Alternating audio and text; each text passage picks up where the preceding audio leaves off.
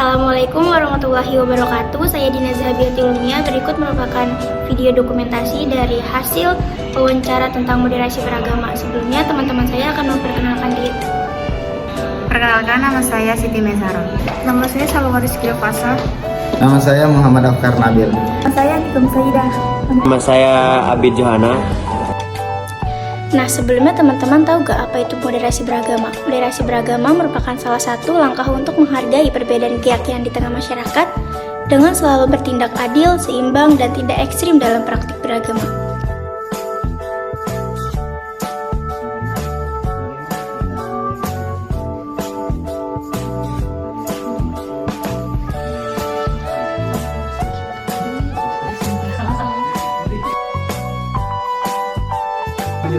Saya akan bertanya tentang apa sih moderasi beragama yang Kakak tahu? Oke, moderasi beragama ya. Sepengetahuan saya terkait dengan moderasi beragama itu adalah jalan tengah. Moderasi beragama itu jalan tengah. Jadi tidak terlalu ke kanan, tidak terlalu ke kiri, jalan tengah. Dalam artian mengambil jalan tengah di sini itu adalah mencari yang terbaik, gitu tuh. Ya kan? Kalau misalkan kita ke kanan, mungkin akan terlalu ekstrim atau akan terlalu tidak baik atau akan terlalu menimbulkan kemadaratan. Dan sebaliknya, kalau misalkan kita ke kiri itu sama halnya. Maka moderasi beragama itu bisa diartikan menurutku saya pribadi itu adalah jalan tengah. Moderasi beragama itu jalan tengah. Seberapa penting sih kita belajar moderasi beragama? Wah, itu sangat penting sekali ya. Kalau bisa emang dari sejak dini lah kita mengenal terkait dengan moderasi beragama itu. Oke, gini, kenapa emang hal itu harus benar-benar bisa kita terapkan? Karena di masa sekarang ini penting, apalagi algoritma media sosial itu sudah membanjiri kita semua, ya kan? Entah bukan hanya di kalangan dewasa saja, akan tetapi di kalangan anak kecil atau di bawah umur. Contohnya seperti rasis terhadap agama, ya kan? Dengan agama satu dengan agama yang lain. Itu contoh kecilnya kalau kita berbicara di media sosial. Nah, ya seperti itulah. Itu sangat penting sekali sih kalau menurut saya pribadi. Bahkan harus dari sejak kecil lah, sejak ini lah. Jadi, siapa saja sih yang berhak moderasi beragama? Oh, seluruh masyarakat, Pak. Seluruh masyarakat Indonesia khususnya, ya dunia juga ya, yang jadi masalah juga. Emang terkait dengan moderasi beragama itu penting banget, gitu ya kan? Karena di situ tujuan dan kemanfaatan adanya moderasi beragama itu membawa kita ke jalan yang baik. Tadi yang saya ucapkan terkait dengan moderasi beragama itu seperti apa? Jadi ada nggak sih pertengkaran atau konflik? Oh, itu banyak banget ya terkait dengan moderasi beragama. Jadi kan moderasi beragama itu kan emang bagaimana cara untuk beragama baik antara agama satu dengan agama yang lain. Karena esensi dari moderasi beragama itu atau buah dari moderasi beragama itu adalah toleransi. Nah, ini ketika jadi permasalahan di Indonesia ini banyaknya tidak adanya toleransi. Jadi adanya pecahan atau konflik secara manifest. Kalau dalam resolusi konflik itu ada yang namanya konflik secara manifest. Entah itu secara manifest, entah itu secara laten, itu memang ada. Kalau misalkan kita berbicara terkait dengan moderasi beragama atau konfliknya.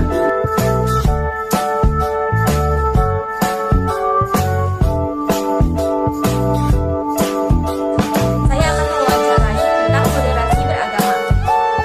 Baik, di sini ada Kak Widya dari Universitas Sultan Agung Tirtayasa. Yang pertama, menurut Kak Widya, moderasi beragama itu seperti apa ya? Menurut saya ya moderasi beragama itu semacam mata kuliah ya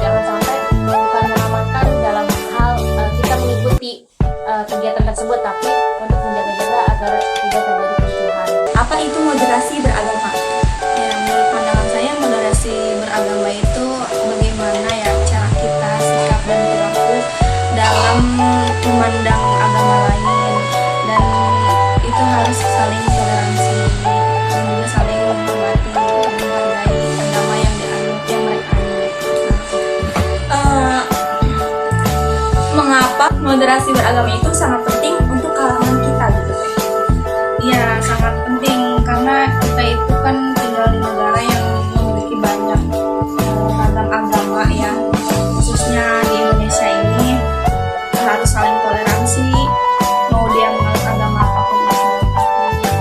Lalu di mana saja kita bisa menerapkan moderasi agama itu? Dalam diri kita sendiri harus sudah ditanamkan, baru kita kembangkan di dalam masyarakat. Lalu bagaimana kita mengimplementasikan moderasi beragama? Oke, mungkin tahap pertama cara kita mengimplementasikannya itu dari segi dunia pendidikan. Selanjutnya, kapan kita mengimplementasikan moderasi agama itu tersendiri? Kapan saja kita bisa menerapkannya, baik kita ada di dalam negeri maupun di luar negeri. Moderasi beragama itu harus tetap diterapkan supaya kita itu hidupnya saling rukun dan bertoleransi. Lalu siapa yang berhak menerapkan moderasi agama? Yang berhak itu ya manusia itu sendiri, khususnya para santri maupun siswa maupun juga ibu-ibu, bapak-bapak, masyarakat di luar sana, apalagi yang berpendidikan tinggi itu harus bisa menerapkannya. Jadi bisa siapa saja yang bisa menerapkannya. Apa sih itu moderasi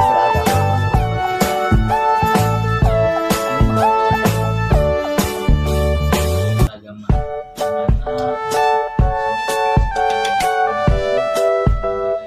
kayak apa beragama budaya salah satu yang oleh bangsa ini adalah satunya bineka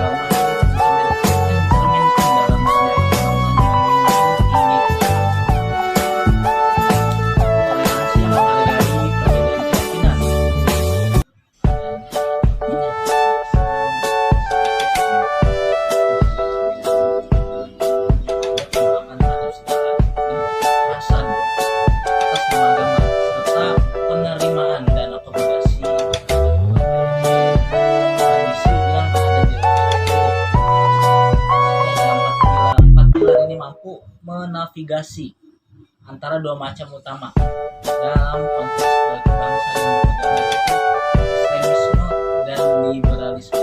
Kedua hal ini telah dituduh menjadi penyebab kehancuran beragama. Ekstremisme ditandai oleh sikap absolutisme dan pandangan eksklusif yang menghakimi orang lain atau takfir.